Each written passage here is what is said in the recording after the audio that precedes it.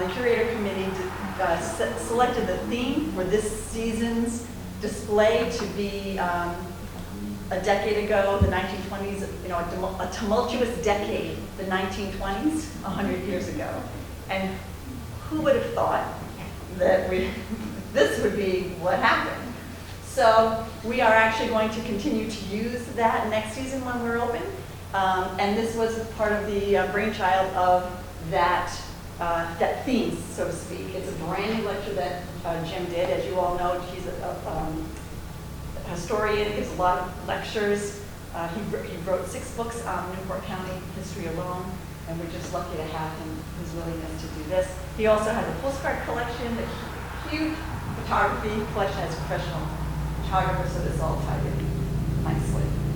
So without further ado, Mr. Garman. Thank you, Anne. You would never hear me if I had to talk through that thing, unless I had a microphone. Yeah, I started thinking about Portsmouth in 1920, just because it's 100 years ago. And I decided that I would start looking through my albums of Newport County. I have approximately 65 albums, 1,400 pictures of Portsmouth, pictures and postcards. And one of the things I want to mention as I start this is that almost nobody ever put dates on pictures. We don't do it. I don't do it in my own collection of stuff. I don't know what my descendants are going to do trying to figure this out. But, so not every one of these photographs is from 1920. Some of them are from around 1910, 1912, and some of them are a little bit after, but not much after, because I don't really collect much beyond about 1930. So anyway, so I just came across some, and what I'm going to do is to give you a little bit of a tour of Portsmouth around that time. There were a lot of things happening in this rather dormant society here, and I'll mention some of that as we get into it. But one indicator to me, which is useful, is the fact that they were paving the East and West Main roads in 1918, 1920. So that helps. So I look for dirt road pictures, and some of them are that. And by the way, if in the back you can't hear me, please raise your hand, wave at me, and so on. So with that, I have about 40 or so slides here to show you from that time. The town of Portsmouth, as most of you know, was founded by the dissidents from Massachusetts Bay in 1638. And in 1639, 7 of them decided they didn't want to stay here anymore, because the real reason was because Newport had the better prospect for a harbor. And a lot of them were merchants, and they wanted to get involved in the trade. And you couldn't bring many trading ships into where the town pond is out in Island Park. So the 1639 Newport was founded, and then those 2 towns, Portsmouth, Newport, along with Providence, which had been founded by Roger Williams before, and Warwick, they became the foundation for what was the Rhode Island colony. And again, Newport had a better opportunity for trade. Portsmouth became, in the 17th century, a farming community. The original settlers laid out farms in the further beyond the early settlements up in the northern end of the town. And some of those were 200 and 300 acre farms. And so agriculture was really important in the settlement of Portsmouth. So down through the years, Portsmouth still remained somewhat of an agrarian society, while Newport grew quite dramatically, primarily because of international trade. And Newport, as most of you know, but maybe you don't, Newport was one of the 2 capitals of the colony. We actually had 2 capitals until somewhere around 1900, when it was all moved to Providence. So the population in Portsmouth, as mentioned, in 1920 was 2,590. Okay, and we have maps and we have atlases and so on which show how spread out it was at that time. There were 2 major events that took place around that time. The first was what was called at that point the Great War. The First World War, as it was later called, and it really wasn't called the First World War until we had a Second World War. But the war began in 1914 and came to an end in November of 1918. And so even through 1919, the troops were still coming home.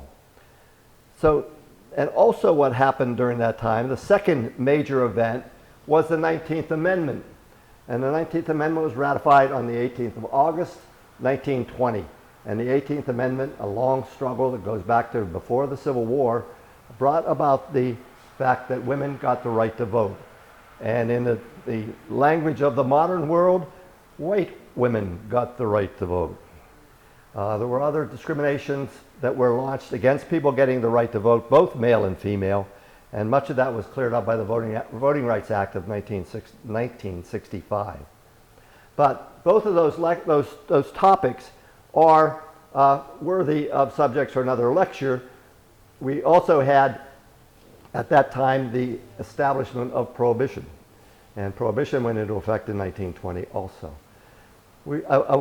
I got my access to a woman's diary, so a woman by the name of Abby Sherman, probably 15, 20 years ago. Her granddaughter, great-granddaughter, loaned them to me. And so I copied a lot of them and sort of extracted different parts of them, and they're a tremendous resource. She wrote in her diaries from 1898 to 1933, and in a lot of those years, almost every day. She was the wife of a farmer, Benjamin Sherman. They had a house at the top of Quaker Hill, and they had a barn across the street. The barn was right about where the sandwich shop is at the top of Quaker Hill. Their house was on the opposite side. And their house was an old house that had been there during the Battle of Rhode Island. Anyway, in her diary, as far as women getting the right to vote, I guess you can read that, but I'll read it to you. Her handwriting is a little tricky sometimes. Today happens the greatest event of our lives. We will cast their first vote. We will cast the women will cast their first vote at the Republican caucus. It was a very quiet, I'm going to read it from up here, it's easier. A very quiet meeting. We were welcomed cordially, and we were all interested and eager to know our duties. Now we all fellow workers are fellow workers. Okay, you get the point of it anyway. And that was on September 30th. Then on November 2nd, she wrote, "Today we will cast our first ballot of the women. First ballot. The women of Portsmouth." Once again, I better read it. The women of Portsmouth. Everything was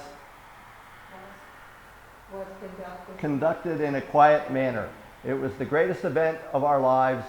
The men all said that it was the best town meeting that we ever had.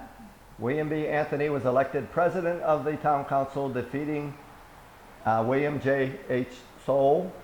Arthur and Frank Boyd were reelected. They were reelected to the state government. Arthur Sherman, some of you remember, he was the town clerk for about 30 years, died in about 1977, and Arthur was her son, and he was in the state legislature for a long time before he became the town clerk. Franklin Boyd was also in the State House of Representatives. Anyway, the women getting the right to vote and Prohibition are other lectures for this 2021 year. And Gloria Schmidt is going to do a seminar, shall we say, on women getting the right to vote on October 15th. 14th, I think? That's the president. You know. Wednesday or Thursday. Anyway, it'll be publicized. You'll get a lot of press on it. And it will be October 14th at 6:30. 14th, October 14th, and that will be here. Okay? And Prohibition, I do Prohibition lectures about once a year, so, and I just did one not long ago, so those are covered. So what we're going to talk about today primarily is just sort of what the town looked like at that point. So what was going on in Portsmouth in 1920? We had a town moderator, who was B. Earl Anthony. We had a town clerk, George Hicks, who was the town clerk for about 25, 30 years. And a 5-man town council, Frank C. Corey, William Grinnell, William Bone, William T.H. Soule, and Charles Sewell. The only one of those I know very much about is William H. Bone. He was the manager of Sandy Point Farm. He was an Englishman who came over here and became not the caretaker, but the farm manager for the Vanderbilts. Yes, okay. Anyway, and then there was a 7-person school committee also. Some of the businesses that existed, this is Michael Murphy's blacksmith shop on the East Main Road. He was a blacksmith. He repaired carriages, harnesses, horseshoer, and farm implements. This building was just up the street here where that, what was the name of it? David Chapter 19, something like that. Daniel Chapter 19 was just on the left-hand side of the East Main Road and recently. Also in business was John H. Duvall. John Duvall was a blacksmith as well, and his business was located at the intersection of West Main Road and Turnpike Avenue, where the where the daycare center used to be, okay, for those who, and actually where Cal's restaurant used to be even before that, okay. Right there at the intersection, and you can see how well developed the roads were. I'm sure if it rained, they had a problem. And there's Mr. Duvall standing in front of his door right here. On the east, further up the East Main Road, and you saw this before, but we had David Anthony's Barber Shop and Pool Hall. That's this business right over here. And what that was later was Miska's Rug Store, and then it was another business in there, but now it's been converted into a house. That building is still there, right next to Getzinger's, just up from Getzinger's. One of the things in this photograph that is interesting, I think, is you see the white band on the pole right over here. The trolley line ran along here. You can see it ran along the east side of the East Main Road. And the white bands on the poles were the trolley stops. However, the trolley would probably stop anywhere if they could get a fare. Okay. The trolleys, that's another lecture too. I'm going to talk about trolleys a little bit later on. Downtown for Portsmouth in 1920 was this, Island Park. Island Park was a booming operation at this time.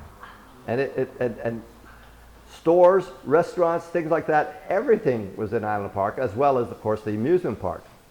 The amusement park was there from 1898 until 1938. And it started out with a carousel, a loop carousel in Island Park, and then very quickly it grew. And what it was what we call a trolley park. The trolley parks were amusement parks that were built around the turn of the century, primarily by the trolley lines in order to encourage people coming there. And people came there. We have a lot of pictures of crowds at Island Park. I think I have a couple of them coming up that you'll see. But that's where all the stores were, all the restaurants and everything. 3 restaurants in the town. One of the things I should mention is that I have a directory from 1919. And in that it lists all the restaurants, all the businesses, that's where I got the information about the blacksmiths and things like that. And so it's a very thorough analysis, including listing of all the residents in the town, all the homeowners at least. And it's a very thorough thing. So it lists, in that directory, it lists 3 restaurants. The Royal Cafe, these are all in Island Park, by the way.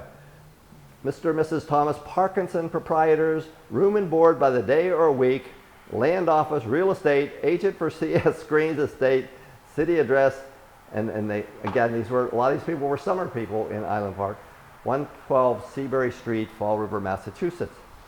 Then there was Mrs. Eva Thorpe's lunchroom at 253 Park Avenue, where they had groceries, cigars, tobacco, canned goods, soft drinks. No other grocery stores in the town. A lot of people bought their food from, farmers' produce and things like that. There was a big business in that. But as far as stores go, took a long time to get Clements Market. And also Benjamin B. Barker had a restaurant on, I'm sorry, I didn't flip this. Benjamin Barker had a restaurant on Park Avenue as well. Another business, again, involved with horses and other types of things, farm equipment and so on, Gideon Almey's Meat Market. I've never been able to really pin this down. It was on Glen Road.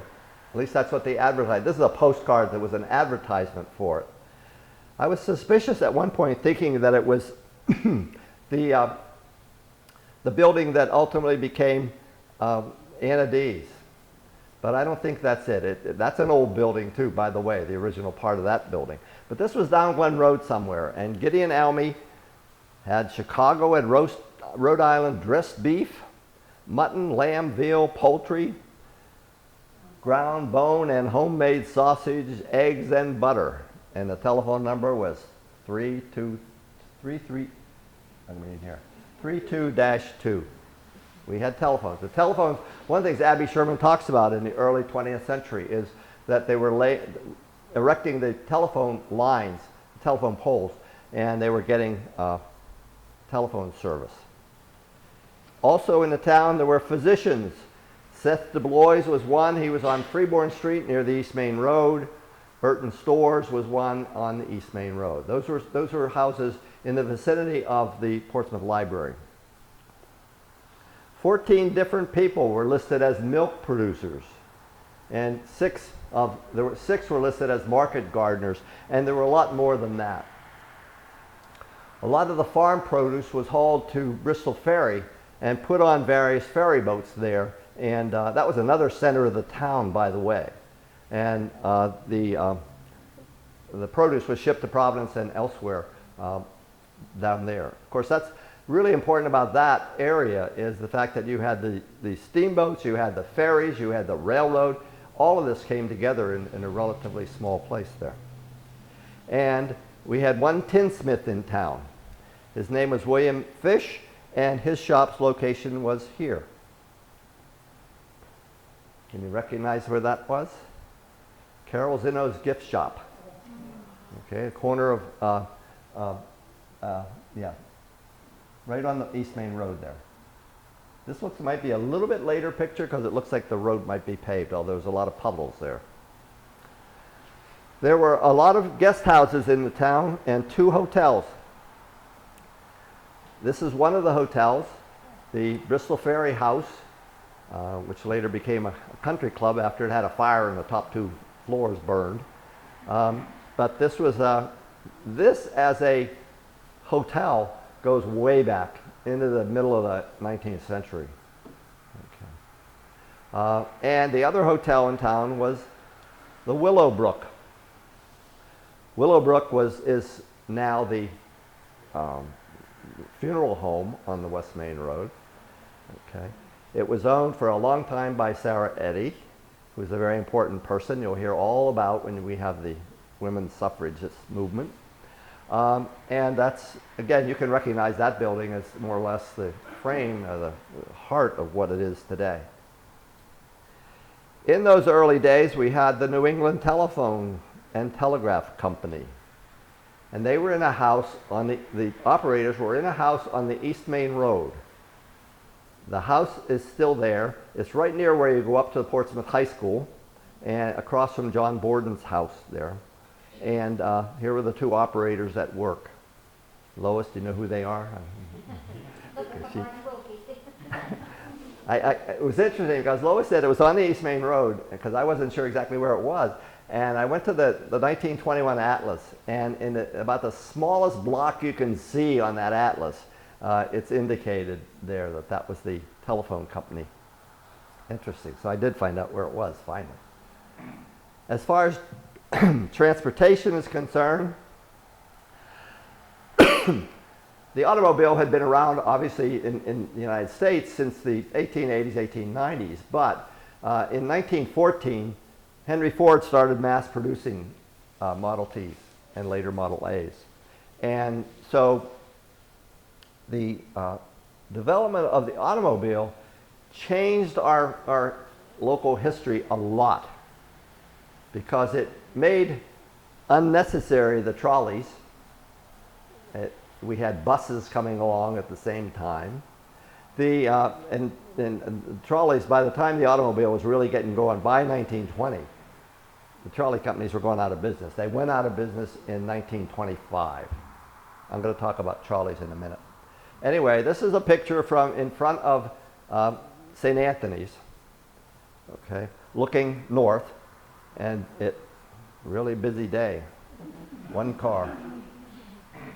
Somebody was telling me some statistics the other day. I live on the corner of Sandy Point and East Main Road, and somebody said the other day that the East Main Road right now, they've surveyed it, 28,000 cars a day. Wow. And I believe it. I wake up sometimes at night, I don't hear a car. It's really weird. But anyway, so this was the East Main Road, and the trolley tracks are on the right. Over here, you can see them. They went straight out the East Main Road.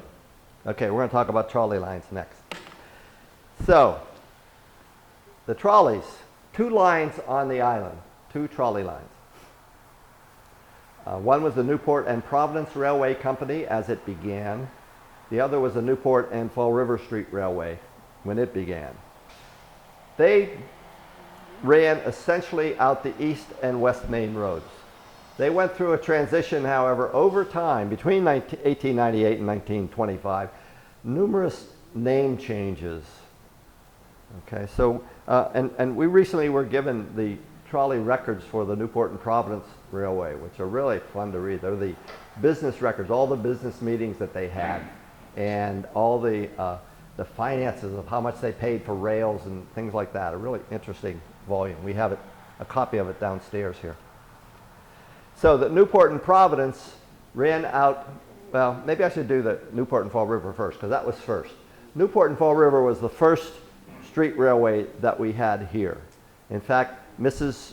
Sherman in her diary talks about laying the tracks past her house at a certain date and so on.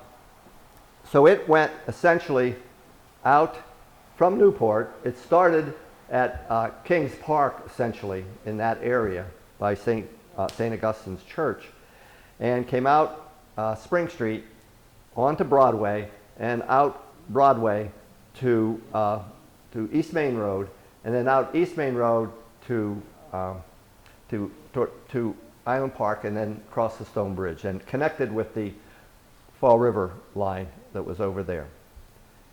And it was a nickel a town, and you could actually get on a trolley and make a few changes and get from Newport and get to Nashua, New Hampshire. It would take you 4.5 hours, but you could do it. And not much in the way of cushions on those seats. Okay. Some of them were really hard. So the Newport and Fall River was that one. The Newport and Providence went out the West Main Road, and again, the tracks they worked together, the 2 companies. This one began in 1903, and it went out the West Main Road from Broadway, and however, it had to go inland a couple places because the hills, like Raytheon Hill, for example, as we call it today, was too steep for the trolleys. The general speed for the trolleys was between 5 and 10 miles an hour, by the way. Okay. And it had to go inland a few places. I started tracing this down somewhere, and a few years ago when I was doing a book on transportation. And if you're at the top of the hill, top of Raytheon Hill, and you look over to your left, you'll see telephone poles that go down into the golf course there, Green Valley.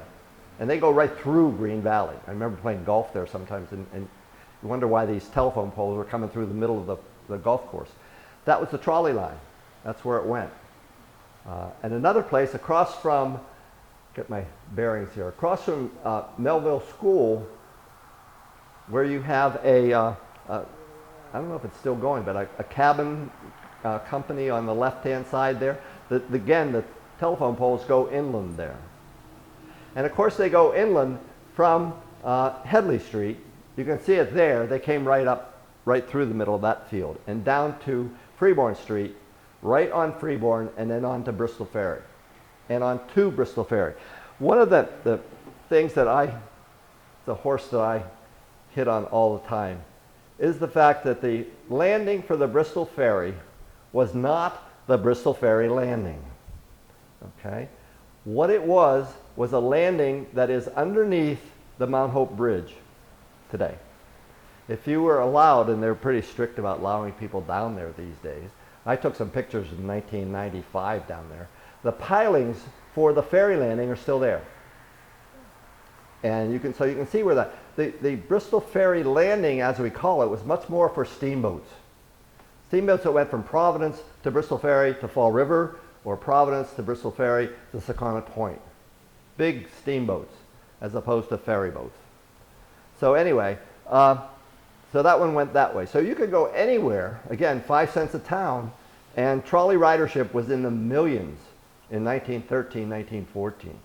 It began to decline in the 20s, and as I said, they went out of business in 1925, primarily because of taxis and buses that could go anywhere and didn't have to stay on the tracks. Okay, that's what happened. Plus, a few people like William Vanderbilt created the Colonial Coach Line after he had been a primary investor in the trolley lines, the Newport and Providence, and closed the trolleys and converted everything to his buses. The next picture is not from Portsmouth, it's from Newport, but I think it's one of the most interesting ones, the one up in the top left.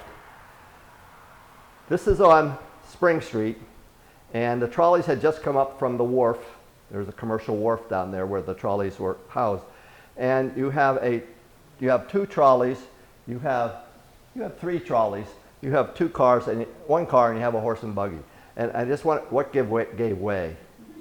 You know, how could they maneuver? I don't know. The car on the left, the trolley car on the left, is an open car, and they had open cars on the trolley lines all the summer and some of the spring and fall too. They had open cars and closed cars. The picture on the right, the windmill in the picture is Boyd's Mill on Mill Lane, and the trolley is coming north. This is again at the top of Raytheon Hill. The trolley's coming south, I meant to say that. Kids are riding their bikes on the West Main Road. A little scary. But I think this is a series of photographs. There's one taken this direction looking north, and then there's another one that's taken looking south. And I think they were promotional pictures because this guy and his little daughter standing outside the trolley are in both those pictures. And I think it was a matter of the trolley lines and so on. Boyd's Mill, as hopefully most of you know, was on Mill Lane, and it's been moved to Middletown, where it functions. Every summer, Middletown Historical Society has a day, and they make it run, and it works. Fun to go see. It's usually in the middle of August sometime.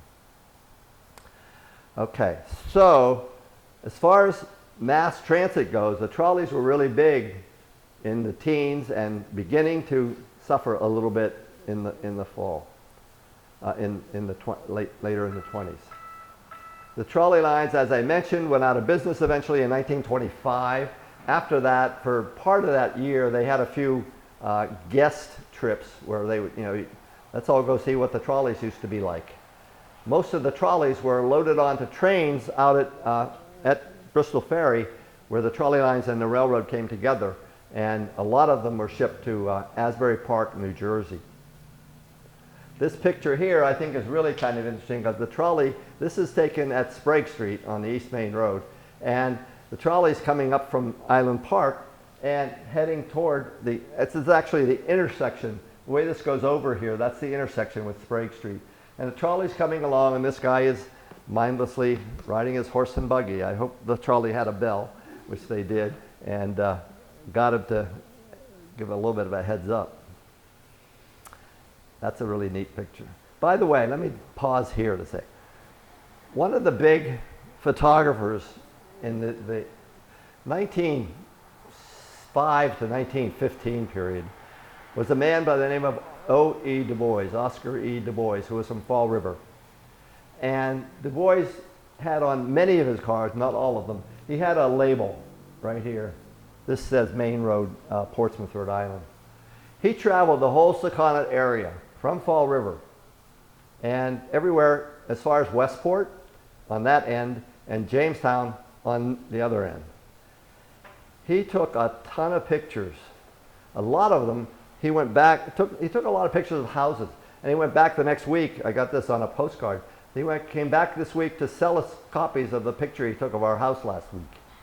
Okay, he was an entrepreneur, and in 1983, I had 60 of his postcards from the Sakonnet area, and I decided to do a book on him, a small book on his photography. He was an excellent photographer. I was a professional photographer, and I have great admiration for his compositions. They're really good. Anyway, I had about 60 of his photographs, so I did a book on him.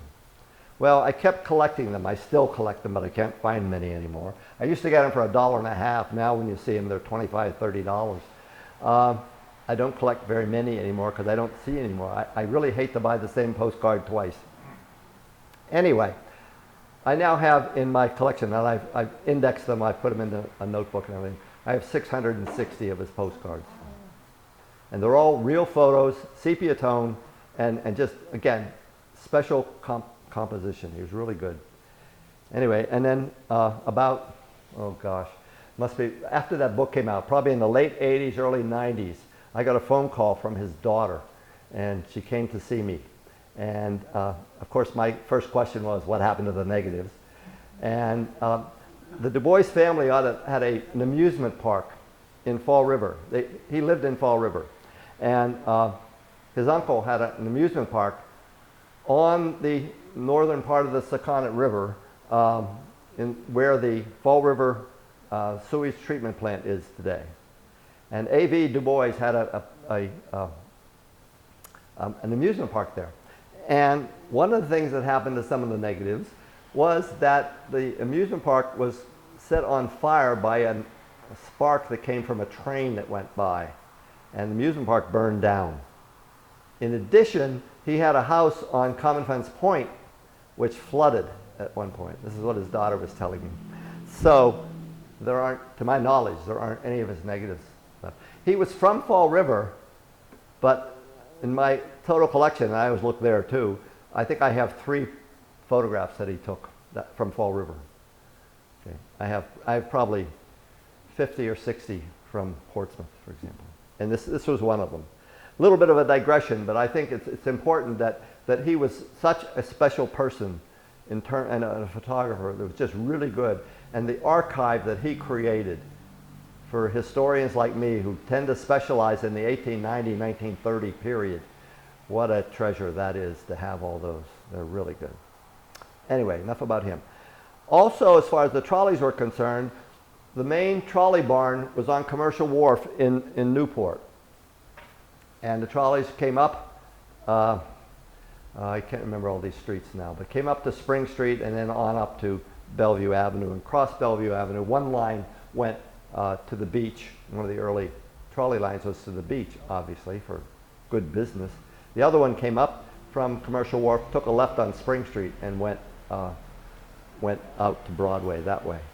Anyway, that was the main trolley barn. Another trolley barn was built in Middletown, right behind Jesus Savior Church, and it's still there. It's a construction company now. If you take that street alongside of Jesus Savior Church and go just up over the hill there, you'll see this big, huge, monstrous building on the right. And that was, back in those days, a trolley barn. And we had our trolley barn as well, and this is ours right here. The Portsmouth trolley barn was about 1 or 2 lots north of the Citizens Bank. Okay, on the right-hand side, going up, and that was our trolley barn. And here's a couple open cars, well, one open and one closed car. Is the thing working? Yeah. Over here, that's an open car and a closed car. And that was there, a few people told me, that was there into the late 1940s, long after the trolleys were gone. And I don't know what happened to the trolleys that were there, but there probably were some that were just scrapped. The other photograph here is a trolley coming across what we call the Stone Bridge, and the stone was the base of it. There were approximately 7 stone bridges over time. The first one was in 1792. just a few years after the Battle of Rhode Island, when they canoed everybody back across to Tiverton after the battle. But this is one of the early ones. This is a swing bridge, not anything massive at all. The problem with the reason why there were 7 bridges there was because it kept washing out. If you've ever tried to take a sailboat north in the Sakonnet River in that area, it's really hard. You almost can't sail it, okay? Because it's, the current through there is really wicked.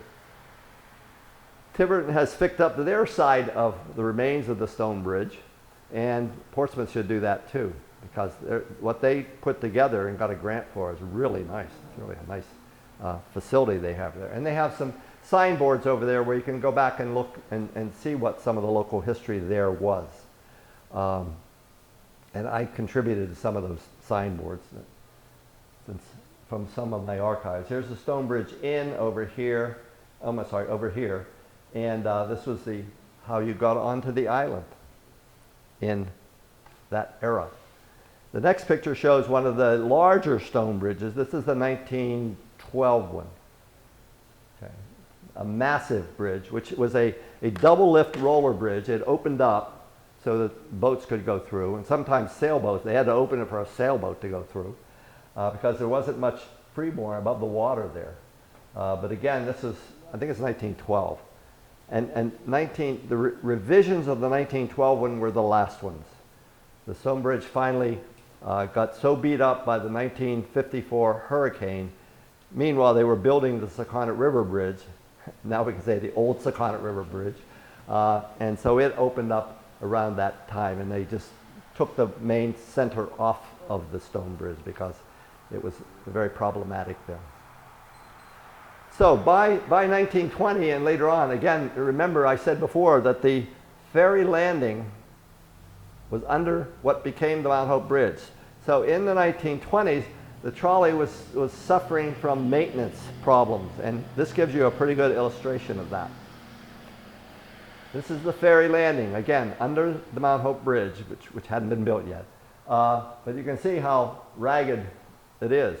But this trolley went right to the end of that wharf, and at the end of that wharf, the Newport and Providence Street Railway Company had 2 different ferries that they used to take passengers across to Bristol. But you can see how maintenance was becoming a problem by this time. Again, the trolleys were replaced in 1925 largely by buses and cars coming along more, and William Vanderbilt's Colonial Coach Line. William Vanderbilt lived next door, by the way. Some of you might not know that. Oakland Farm was his farm. He inherited that farm when his father, Alfred Gwynn Vanderbilt, died on the Lusitania in 1915.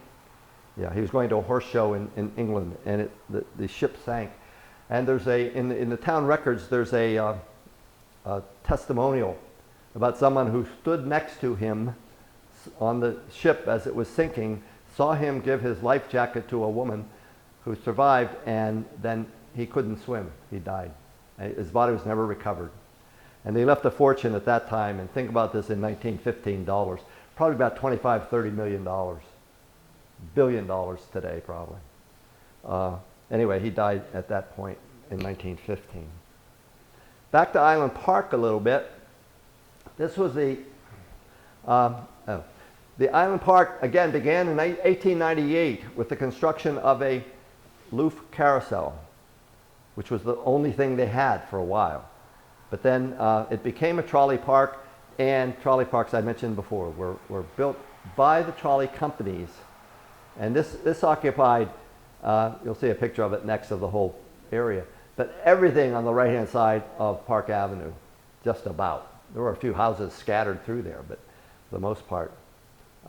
And it flourished from the beginning with the Louvre Carousel in 1898 until it was the final remains. It had been, they had fires and some problems earlier, but it was really destroyed by a 12-foot wall of water that came up the Sakonnet River and pushed some houses all the way across over to well, what is now the golf course on the other side. It was Here's the whole thing. You have the dance hall over here. You have the roller coaster that goes all over, way over around. You can get your perspective on this by looking at this building right here. That was for a long time, it was Sheehan's office supply. It's, Bob told me what it is now. It's a restaurant now, I think. I can't remember the name. Anyway, that's where that is. And this is Park Avenue, going that way. So you can see how huge this thing was. It was that whole occupied. Some of us remember the flea market, okay, that was there. It was all that land. And it was right on the water. It was over the water in some cases. But you had a carousel. This was the big carousel, the Louvre carousel here. You had all the, along here you had all the games, you know, where you try to knock over the milk bottles and stuff like that. Some of us remember from back in our youth. They had a pond right here, a pond, and they had a tower above it, and that was where they had the diving horse. They put a horse up that tower and then pulled the spring, and the horse fell into the water. Anyway, I have a lot of pictures. In fact, the library has a lot of pictures from John Pierce's collection of the actual smaller views of a lot of the events and so on. Is a Louvre carousel a brand? Louvre was a carousel maker, probably the best at that time. And Charles M. Louvre, I think it was. And his were, some of his carousels were up in Riverside, up in that area in Rhode Island and East Providence. And he was quite a renowned maker. And I got a picture one time of a carousel from Connecticut that they said it was the one from Portsmouth, but I didn't really have any verification of that. The ones in the carousels in Newport got destroyed by one hurricane or another. They were at the beach, okay, and that's another lecture too about the hurricanes. But Newport Beach got destroyed, and a lot of those horses all of a sudden disappeared, and they showed up in people's cellars and so on many years later. But they were a lot of them were hand carved. They were beautiful. Anyway, this is the roller coaster. The Bullet, it was called. It was built in the 20s, I think. And there. And then here's a busy day at Island Park. Look at the crowd. They really, and again, you can see some of the roller coaster in the background. And a fun house over here, this thing. But again, look at the crowd. I think I have a couple other pictures I think were taken the same day. And I think what was happening was there was a swimming race, either across the river or to Gould Island and back. And of course, also in Island Park, we had the beautiful beach. Okay. This is right in front of the dining hall. And we have this bathing beauty here. The dance hall at Island Park was very popular with the big bands of the day. They entertained, they came, and they would have dances every weekend, and they would have dance marathons once in a while. And I saw an advertisement for one that they had Australian heel and toe derbies. Those were dance marathons. I trust everybody knows what a dance marathon was. We're all old enough probably. And you just keep dancing until you drop, and then you get a prize. A lot of that went on. That was part of the entertainment in Island Park. Again, think about that. Island Park is so busy with all this stuff going on, and go up the hill, there's nothing. I mean, there were blacksmiths and meat markets and stuff like that. Anyway, public order in Island Park is maintained by the Rhode Island State Police, which had just been formed. I think it was formed in the early 20s, right around 1920. And they were aware that there might be a few slot machines in the back rooms of some of those bars and some of those restaurants, not bars, didn't have bars because of Prohibition. Of course, so that didn't solve any problems either. So Prohibition was in effect from 1920 to 1934. And the town of Portsmouth decided they really needed some more police protection down there. And so they doubled the size of the Portsmouth Police Department from 1 to 2. They also had constables that were civilians who did police work They usually would have, at this time, they would have as many as 6 or 7 constables that were used to enforce the law. Okay, so a couple other scenes around the town. Again, I've given a lecture on Island Park a couple of times, and I have tons of stuff on that. But obviously, I mean, postcards. You don't have postcard that is commercially produced postcards of the East Main Road, but you do have a lot of them of Island Park. Postcards were really big, by the way. Postcards were big.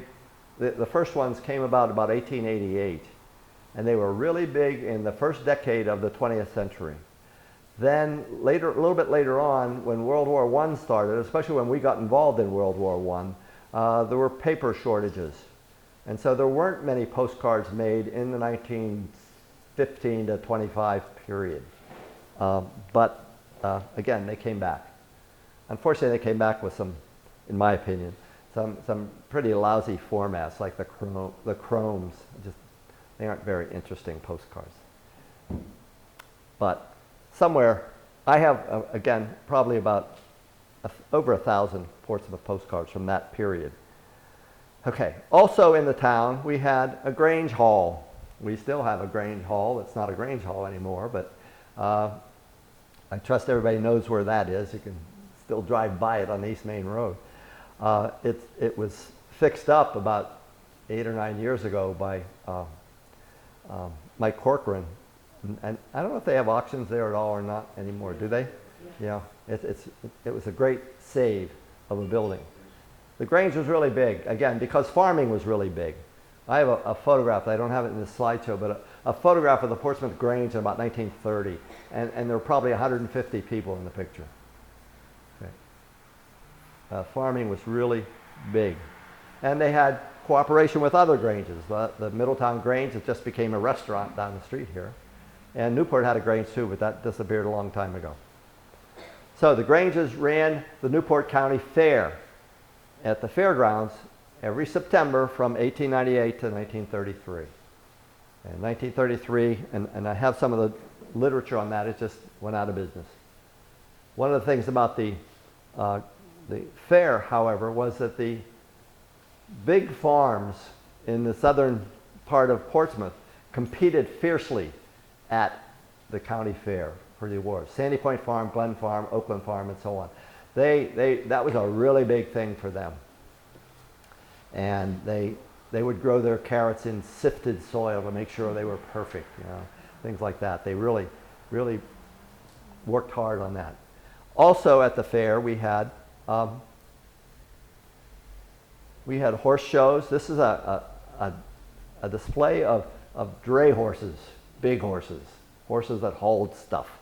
And they're being judged here. And in the bottom right-hand picture, there was something going on here. It was some kind of a wrestling match or something. This is the Grange Hall. So this is right up on top of the hill, above the Grange Hall, where the county fairgrounds were. Also, later on, that's where the town roller rink was. We had a roller rink. Some of you, Lois knows. My wife used to come out from Newport to go to the roller rink, which is that building across from St. Barnabas, up on the hill.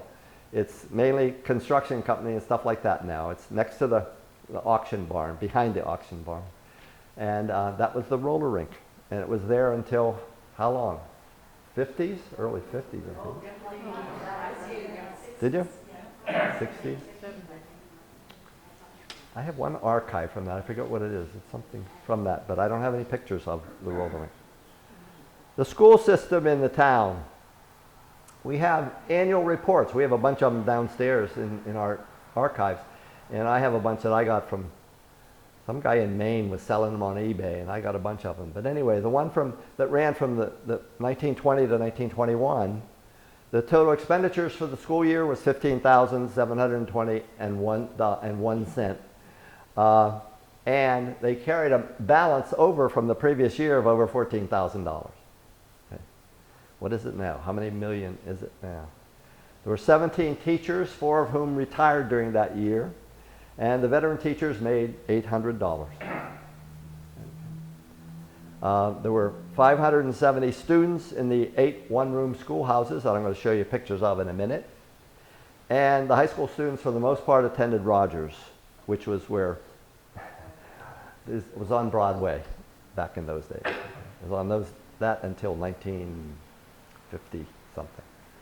Anyway, there are also, and this is recorded in the school report for the year, there were 113 children who attended no school. They were busy working on the farm, I guess. There were some school closures at some of the individual schools because of scarlet fever, an epidemic. And Miss Isabella Fish in 1920 retired after 35 and a half years service in the same grades at Newtown School. She was a very important teacher in the town. So where were these schools? Here we go. Bristol Ferry School was on Boyd's Lane, up almost to the top of the hill, the steep hill that you go up to the Mount Hope Bridge. As you can see, there's a certain similarity in design here. Most of these schools were built in the 1870 or so period, except for one in particular I'll mention in a minute. Then there was Chase School on the West Main Road. This was across the street from what is now Melville School. And it was a house afterwards, and it was a house until about 8 or 9 years ago when it was torn down. The Newtown School was on Bristol Ferry Road, and it was where there's a park there now.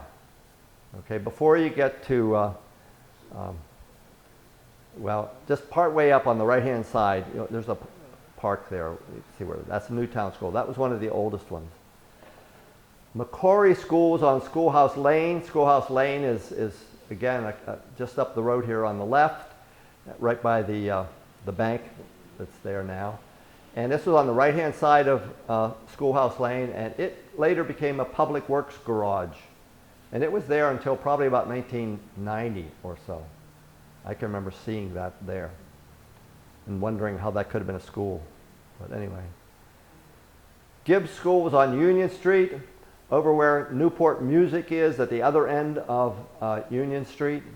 And this has an interesting history, after history, because when they built other schools that consolidated these one-room schoolhouses and made them obsolete in the 1940s, the Gibbs School was given to the Portsmouth Historical Society.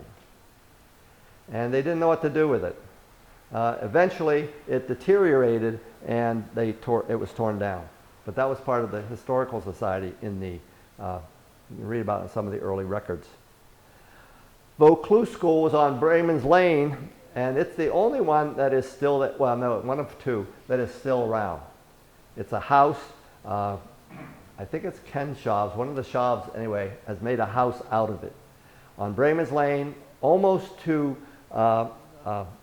to the bottom of the hill on the left-hand side. Okay. Anyway, Vaucluse. And of course, the one that is still around that we're all familiar with is this one. Quaker Hill School, which was only built in 1915, so it was new. How many doors do you need in a school? I wonder. In any case, obviously still here with the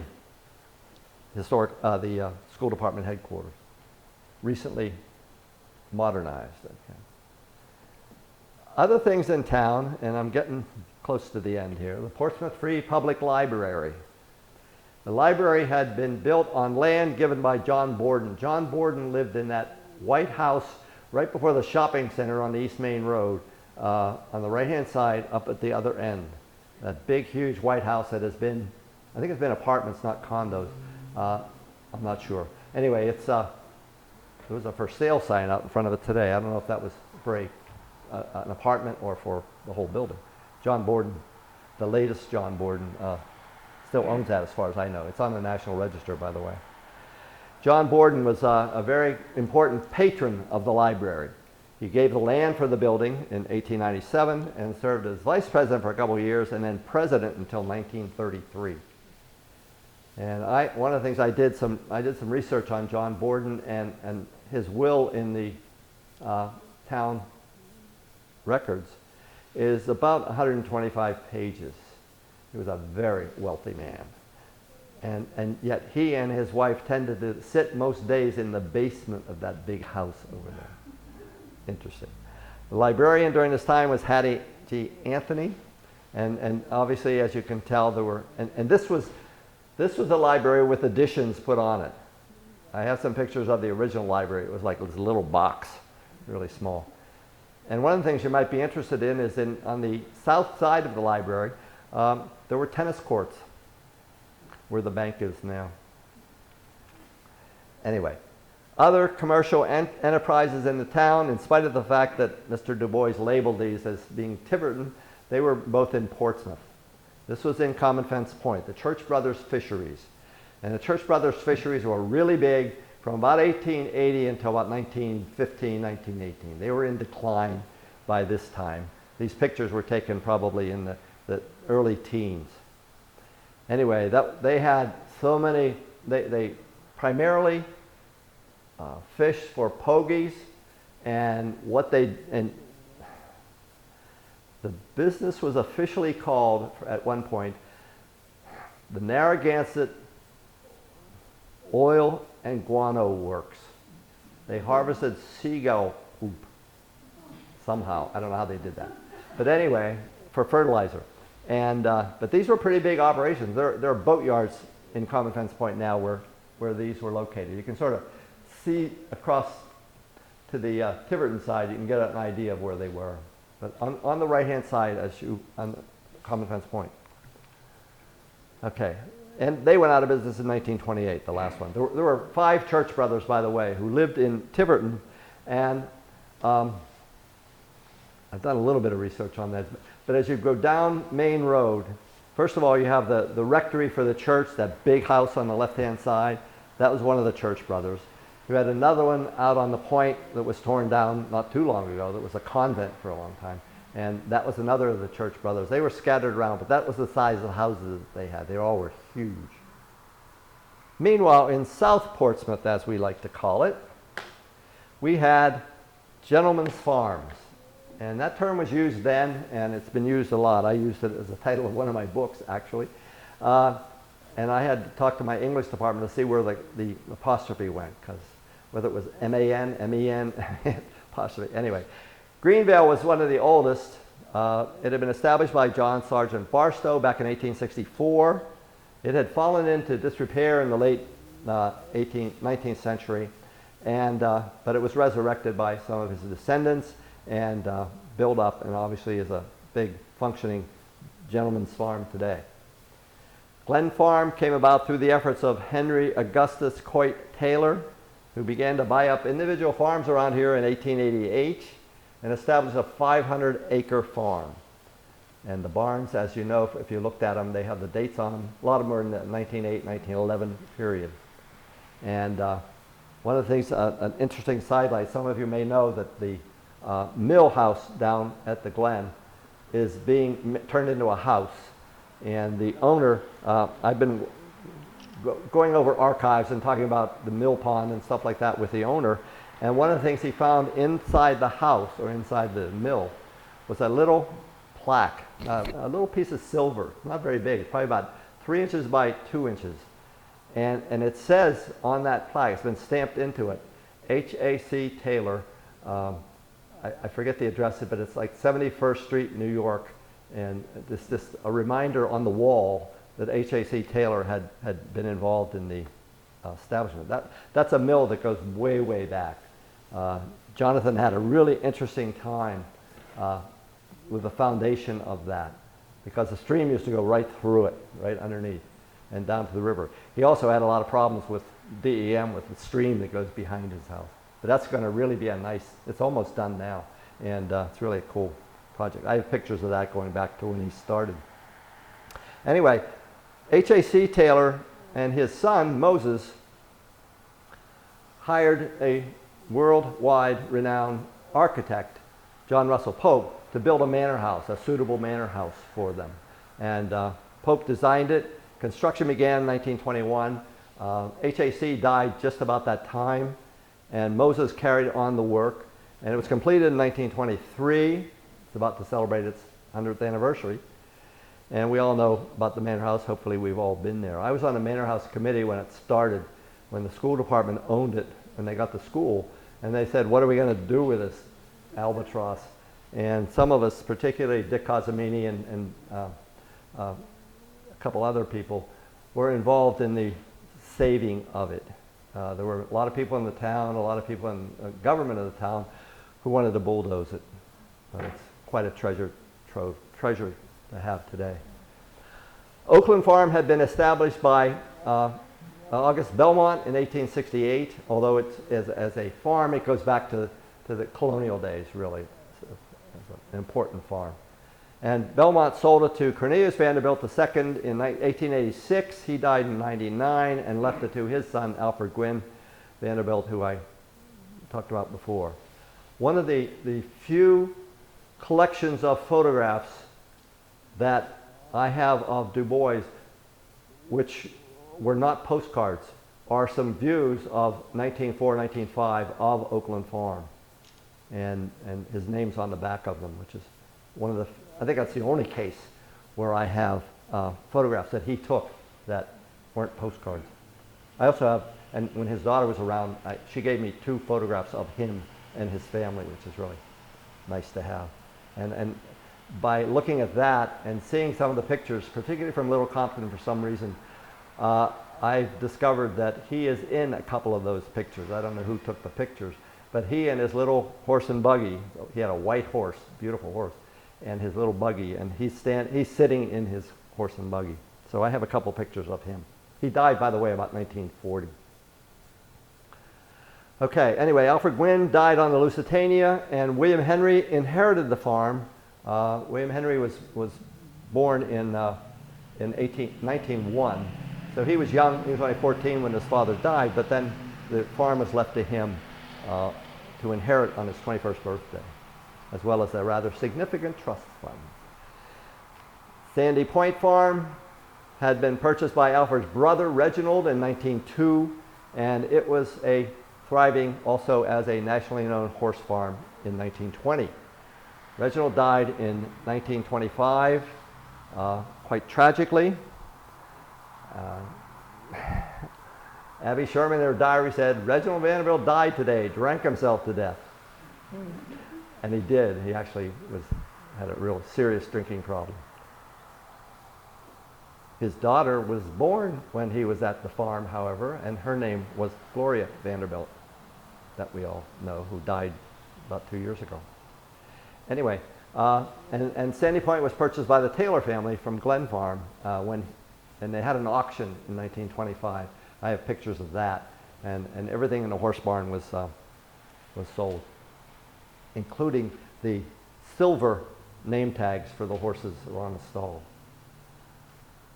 One of the things I came across as I cemetery roam sometimes, and one of the things I came across was a stone, a rather large stone, across the street here, and it has the name Alfred S. Walker on it. And Alfred S. Walker designed the horse barn at Sandy Point, which is still standing, obviously. He was born.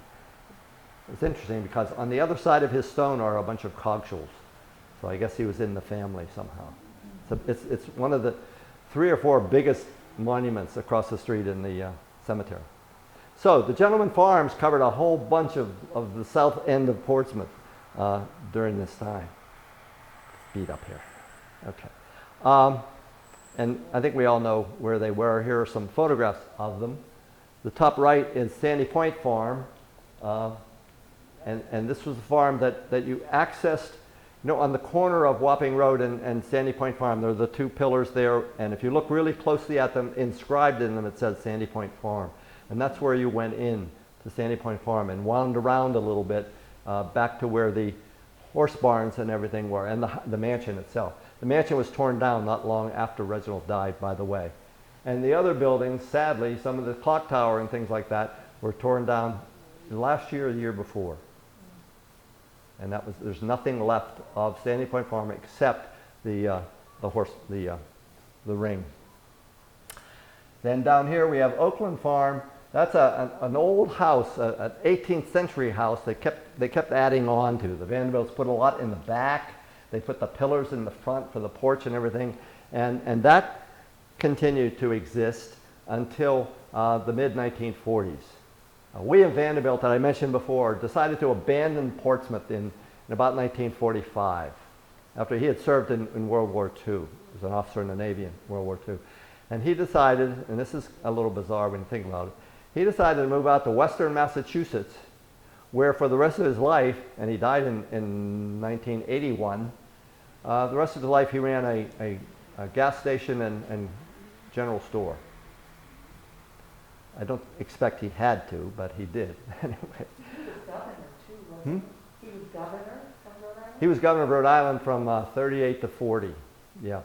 And he was a state senator from Portsmouth before that. But he only lasted 2 years as governor. It's kind of an interesting story. He only lasted 2 years as governor because he was a Republican, and in the state of Rhode Island, he decided that 4,200 workers for the state was way too many. And so he laid off a lot of people. And so then he ran for re-election in 1940 and got beaten pretty badly. That also contributed to his disillusionment with Portsmouth. The Oakland Farm, by the way, was not his main house. He ran a hotel. He had a hotel in New York City and other houses as well. Anyway, here's the gates to Sandy Point. Again, they're still there. And if those people who just built a house behind here ever decide to tear those down, they're going to see me on the front yard. But that's how you got in. And again, those gates are still there. And this is Oakland Farm. And again, another Du Bois postcard. And that was the horse ring, which was the largest horse ring in the United States for a while. Because what he did with his horses, he didn't specialize. Some of the others specialized in race horses and things like that. No, his were coach and four horses and a coach. And you needed a big ring to ride them around. Okay. So, and he did, all of these people, both the Vanderbilts were very much involved in horse shows. I found some newspaper articles that show them as far away as Kansas City. And Alfred Gwynn, when he died on the Lusitania, was on his way to make preparations for a horse show in London. So, I mean, they were all really involved in a lot of that horse kind of activity. Anyway, but Oakland, and Oakland was sold at auction, mostly around, I think it was 1946, 47. And it was purchased by a very wealthy family who decided they didn't really want it. And so by the end of the 40s, it all pretty much disintegrated. Well, you can see some remains of it if you walk through there now. Still some of the foundations and things like that are still there. Okay, almost done. This is the Glen Manor House. That's an artist's conception of it before it was built. The view from down below. And we have some the horse barns at Glen Farm, which you can still go see. So South Portsmouth then was a large farm complex. And maybe I should say also in 1920 that this building was still here. And it was functioning as a church. It was built, it began to be built in 1864. It was completed in 1865. Okay, and so it was the Christian Union Church, which was kind of a combination of a lot of different philosophies. We have, what happened? The minister's picture is over there somewhere. I just saw it this afternoon. But this was a functioning church and continued to function as a church until about 1937, 38. The congregation continued to decline, and eventually the congregation gave it up and turned it over to the newly formed Portsmouth Historical Society. The 300th anniversary of Rhode Island in 1936 was an inspiration to several towns to decide to have their own historical society. And so that's where how this came here. But it's again, in 1998, 1999, this, especially the interior here, was redesigned, rehab, and one guy did it all. It's amazing, the work that he did, including painting the ceiling by hand. Think about it. Wow. I mean, what a job. But he did a great job of fixing this up. Woody Andrade was his name. I think he's still around in Bristol. But he did a really great job on rehabbing this. Speaking of that, well, let me do conclusions first. The conclusion of this, what Portsmouth looked like 100 years ago.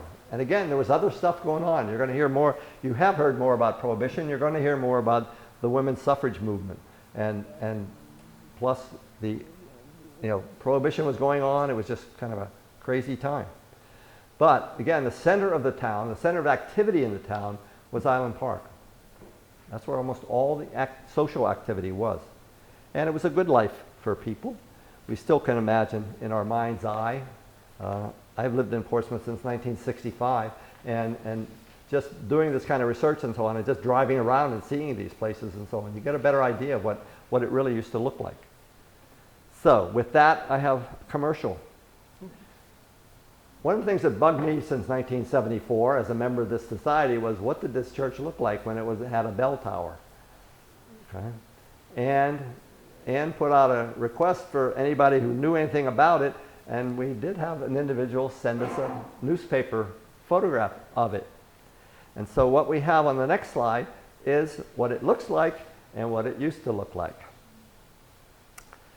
So what's happened is that, I think maybe I'm one of the main motivators, but I want that bell tower back.